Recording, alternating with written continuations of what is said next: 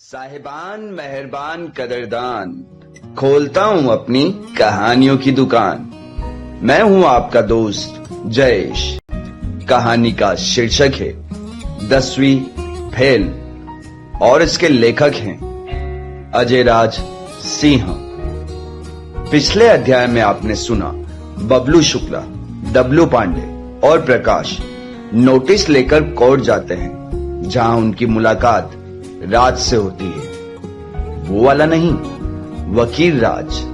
और उसकी सलाह से उनको पता चलता है कि उन्हें क्या करना है और क्या नहीं।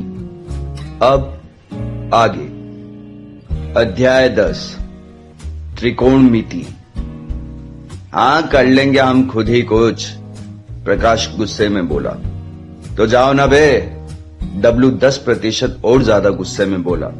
जो करना है, जहां करना है, जैसे करना है कर लो, बस हमारे सामने मत आ जाना कभी, नहीं तो ऐसे निपटाएंगे कि निपट ही जाओगे।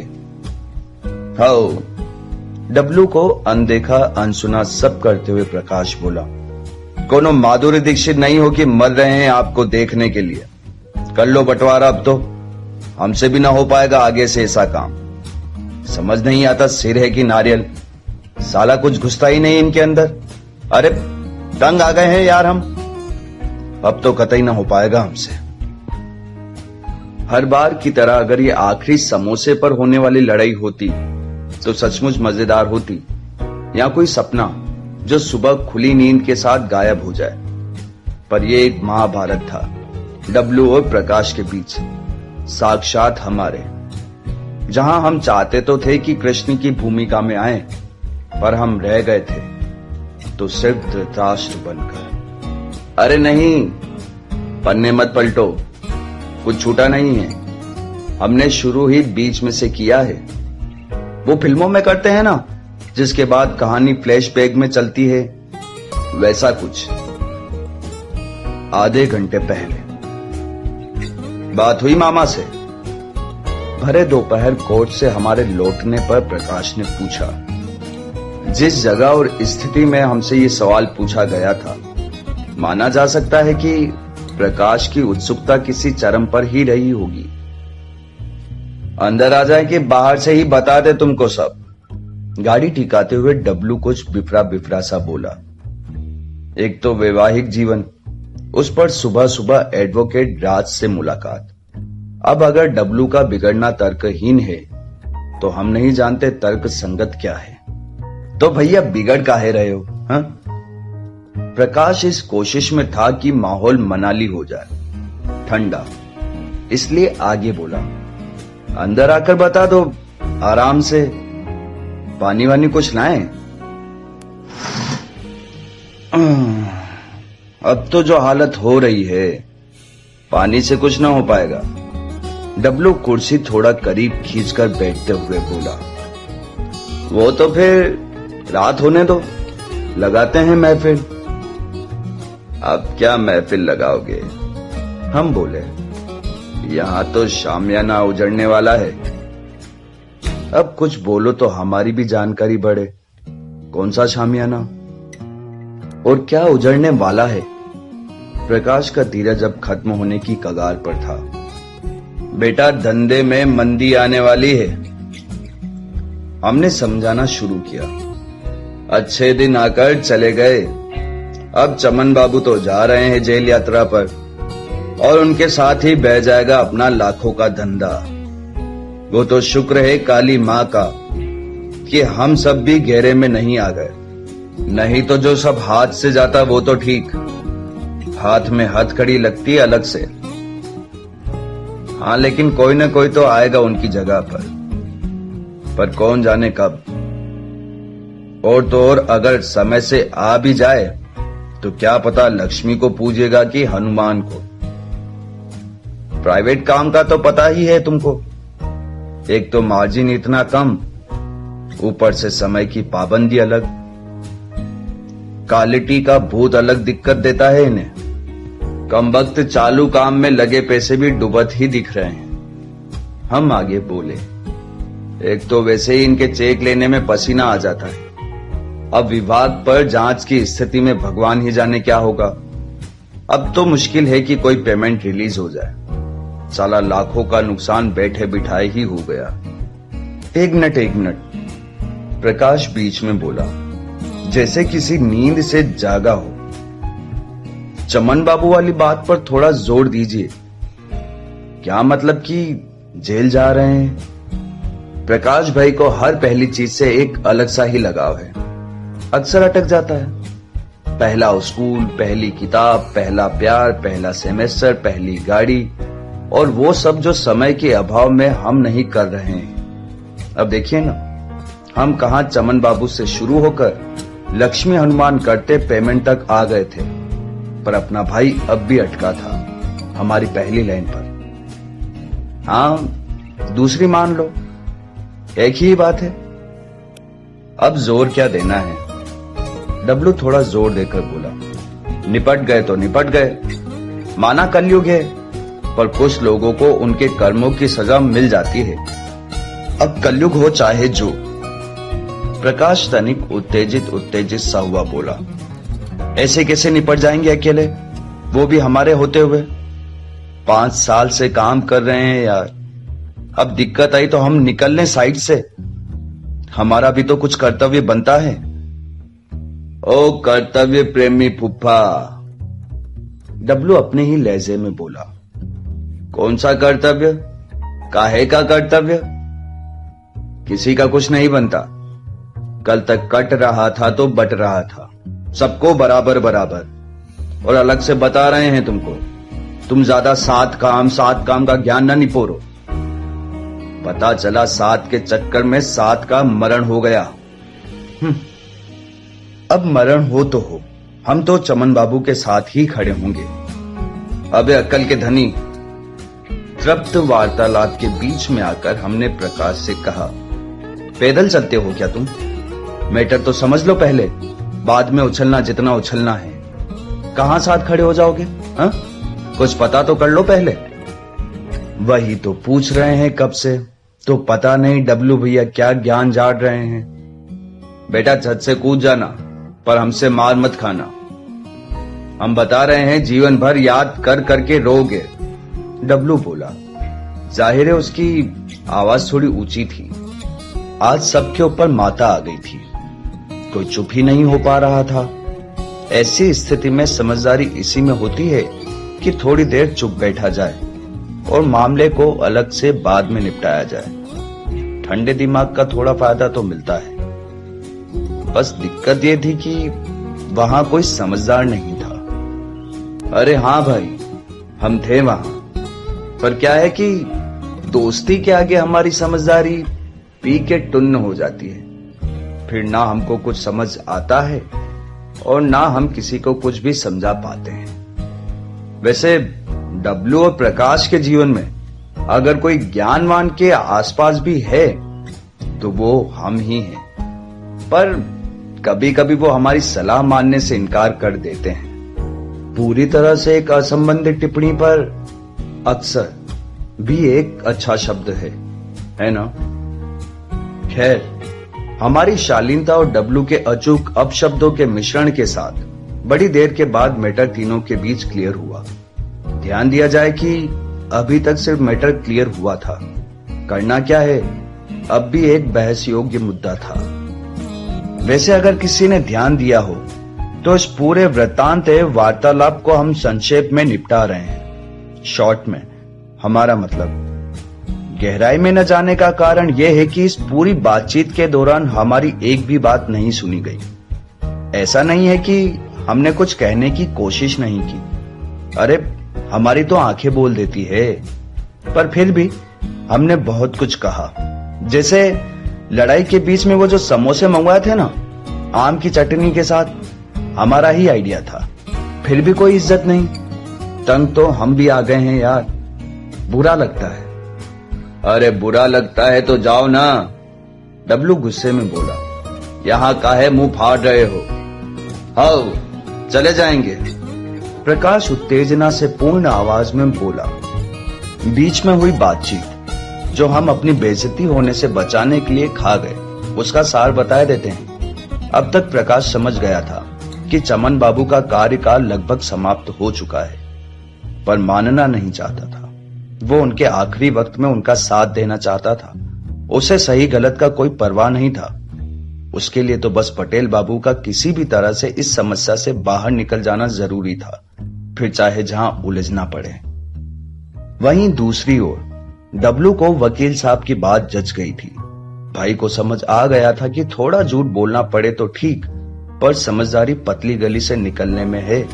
उसने पूरी बातचीत में जिस तरह 3 बार चमन पटेल की तुलना उड़ते तीर के साथ की थी, हमको तो उसमें साक्षात अपनी अम्मा नजर आने लगी थी। उसके पैर हम बस इसलिए नहीं पड़े कि डायलॉग वायलॉग तो ठीक था, अपनी बात में वो अम्मा वाला स्वेग नहीं ला पा रहा था। अरे आसान है क्या? अब इससे ज्यादा आसान क्या होगा? प्रकाश बोला, बस कह दो कोर्ट में कि हमने कुछ नहीं किया, बाकी इनका पता नहीं, और पटेल बाबू को डूबने दो कीचड़ में। वो चले जाएंगे जेल और आप लग जाओगे धंधे पानी में। पर उसके बाद क्या? कैसे जियोगे ये जानते हुए कि कोई उस गुनाह की सजा अकेले काट रहा है जिसमें हमारा भी बराबर का हाथ है? कैसे आएगी नींद रात में? आ जाएगी हमको नींद, डब्लू ने जवाब दिया। बहुत मस्त आएगी, और नहीं आएगी तो नींद की गोली खा लेंगे, पर सिर्फ इसलिए जेल नहीं जाएंगे कि कोई और भी जा रहा है। हम थोड़े सन की जरूर हैं, भोले भी हैं, पर पागल नहीं हैं। वो तो आपको भी नहीं पता। किन्हीं कारणों से हम उस बातचीत में हुए गालियों के प्रयोग को बार बार दरकिनार कर रहे हैं। निवेदन ये है कि उपयुक्त स्थान पर सब अपने अपने हिसाब से खुद ही सोच लें कि कब, क्या, कैसे और किस भाव से कहा गया होगा। बाकी दोनों के बीच बातचीत बढ़ती गई, मुद्दा सुलझने की दशा से दूर जाता गया, और बात वहां आकर रुकी जहां पर फ्लैशबैक शुरू हुआ था। भूले तो नहीं? हाँ, कर लेंगे हम खुद ही कुछ, प्रकाश गुस्से में बोला। तो जाओ ना बे, डब्लू 10% और ज्यादा गुस्से में बोला। जो करना है, जहां करना है, जैसे करना है कर लो, बस हमारे सामने मत आ जाना कभी, नहीं तो ऐसे निपटाएंगे कि निपट ही जाओगे। हाउ, डब्लू को अनदेखा अनसुना सब करते हुए प्रकाश बोला। कोनो माधुरी दीक्षित नहीं हो कि मर रहे हैं आपको देखने के लिए।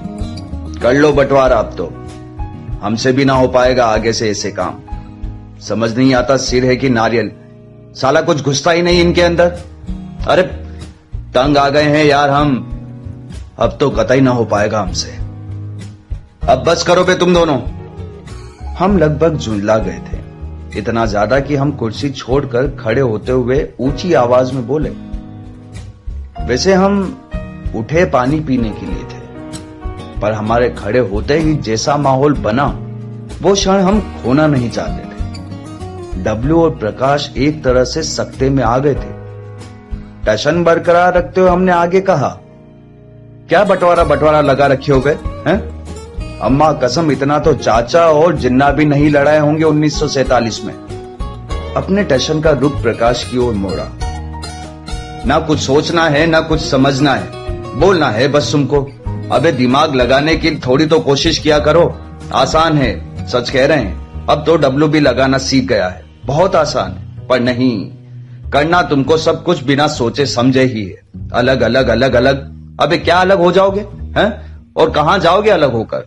जाओगे वो तो ठीक, घिस लोगे तुम खुद की कहीं ना कहीं, हमें पता है, पर किसके लिए? फिर आई बारी डब्लू की। और तुम बहुत ज्ञानी हो ना, किसी से भी कहीं भी लड़ने को तैयार हो जाते हो, बहुत धंधे वाले हो गए हो। बिल्डर डब्लू पांडे, हाँ? भूल गए जब बिल्डिंग के नाम पर बस शौचालय बनाया करते थे? भूल गए वो मंदी के दिन जब काम के लिए यहां वहां ठोकर खाते फिरते थे? भूल गए वो सब कुछ जो तुमने हमारे साथ सहा था? बड़े आए अकेले धंधे संभालने वाले, अभी साइन भी कर लेते हो ढंग से कि चल दिए बस टेंडर भरने। अब तो कसम से मजा आ रहा था बोलने में। छोटी सी बात हुई नहीं कि आ गई दरार, चले हैं बंटवारा करने। अब फिल्मों में भी 2.5 घंटे लग जाते हैं दोस्ती टूटने में, तुमने तो साला आधे घंटे में ही सब बंटाधार कर लिया। वो तो फिर भी हीरोइन के लिए लड़ते हैं तो समझ आता है, तुम काहे लड़ रहे हो बे? हम मानते हैं कि चमन पटेल के अलावा और भी कारण हैं, छोटे छोटे, जो जाने कितने सालों से सबके मन में दबे हुए हैं, पर वो तो हर धंधे में होते हैं, केस की आड़ में लेकर फूटने लगे। अरे धंधा छोड़ो, दोस्ती के ऊपर है क्या कुछ? बात करते हैं। छोटू, अबे पानी पिलाओ यार तुम। हमारी पूरी बात लगभग 4 मिनट तक चली। गालियों को हटाकर बस इतना ही बता पा रहे हैं अभी, बाकी लगा लो खुद ही दिमाग। अब तो प्रकाश भी समझ गया है कि आसान है दिमाग लगाना। अगर किसी को लग रहा है कि हमारे भाषण का किसी पर कोई असर हुआ होगा, तो हम उसकी सोच को सलाम करते हैं तहे दिल से। पर सच्चाई ये है कि हमने तो बस एक बीन बजाया था 2 भैंसों के आगे, पर ऐसा भी नहीं है कि कोई अंतर नहीं आया। अब छोटू हमको बिना बोले ही पानी पिलाया करता है, पर डब्लू और प्रकाश दोनों अब भी अपनी ही बात पर अड़े हुए थे। एक तरफ अम्मा की शिकायतें, तो दूसरी तरफ धंधे में संभावित रुकावट। एक तरफ कोर्ट के चक्कर, तो दूसरी तरफ पिंकी जी को लेकर असमंजस की स्थिति। कभी हां की उम्मीद तो कभी ना का डर। कम शब्दों में कहें तो जीवन डामाडोल और लुटिया डूबती हुई नजर आ रही थी। यह भी कह सकते हैं कि घड़ी दुविधाजनक थी। दीवार पर बाकायदा लगी तो थी, पर चल नहीं रही थी। खराब हो गई होगी शायद। ऐसे देखने से सुधर जाएगी क्या? अम्मा ने हमसे कहा। यह सवाल तब आया जब उसी रात अपने कमरे में दीवार की ओर नजर गड़ाए हम कुछ सोच रहे थे। हम चाहते तो थे कि कह दे कि अभी घड़ी की इतनी औकात नहीं हुई है कि हम उसे देखें, पर ना तो ये किसी साउथ की मूवी का डब्ड सीन चल रहा था और ना ही इस बात में एक तिनके भर की भी सच्चाई थी। वैसे माहौल सही से समझाने के लिए हमको अपने कमरे के दृश्य और स्थिति का विवरण देना चाहिए, पर दिक्कत यह है कि अगर बता दिया तो लोग हमको जज करने लगेंगे, इसलिए नहीं बता रहे हैं। सूरज के 28 चक्कर काट चुके हैं, पर आज भी कोई दिक्कत आती है तो सबसे पहले अम्मा याद आती है। अब मां तो मां होती है, उस पर भी हमारी।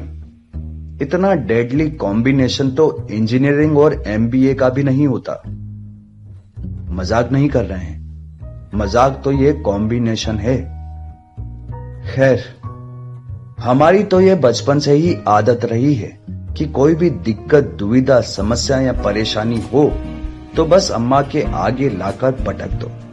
समाधान मिले ना मिले, उसको देखने का नजरिया जरूर बदल जाता है। कहां दिक्कत आ रही है? हमारा कोई जवाब ना आने पर अम्मा ने थोड़ा जोर देकर पूछा। हमने अम्मा को सब कुछ पहले से ही बता रखा था। वो बात जो तब शुरू हुई थी जब चमन बाबू के ऑफिस से हमको रोड बनाने का पहला काम मिला था। वो बात जो कोर्ट का बुलावा आने पर खत्म हुई। हाँ, खत्म नहीं हुई हम जानते हैं, बल्कि एक नई कहानी शुरू हो गई। पर अब फ्लो में निकल ही गया तो चला लो। ज्यादा छोटी छोटी बातें ना पकड़ो। हाँ, बढ़िया है। हाँ, तो हम कह रहे थे कि हम अक्सर अम्मा को सारी बातें बताते हैं, क्या, क्यों, कब, कैसे, सब। एक तो जो सुबह वकील साहब द्वारा मिले ज्ञान पर असमंजस था, और दूसरा शाम को जो डब्लू और प्रकाश ने गुड़ गोबर किया था। बस यही अम्मा से छुपा था। और छुपा भी क्या था? हाँ? और कितनी देर? हमको देखकर ही अम्मा सब भाप गई। अंतर्यामी कम थोड़ी है।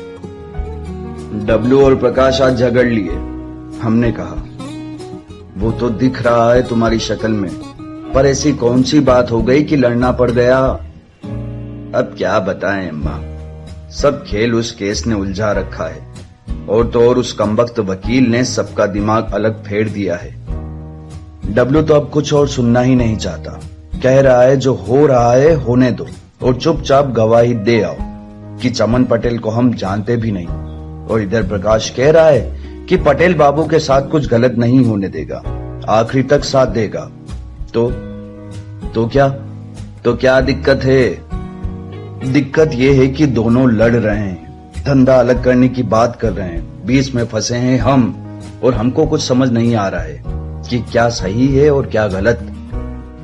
बेटा, यूं तो ज्ञान बहुत है हमारे पास, तुमको बगल में बैठाकर झाड़ भी सकते हैं, पर क्या है कि ये जो गलत सही समझने निकले हो ना तुम, वो कभी भी नहीं आने वाला, ना हमारे समझाने से और ना ही ना समझाने से।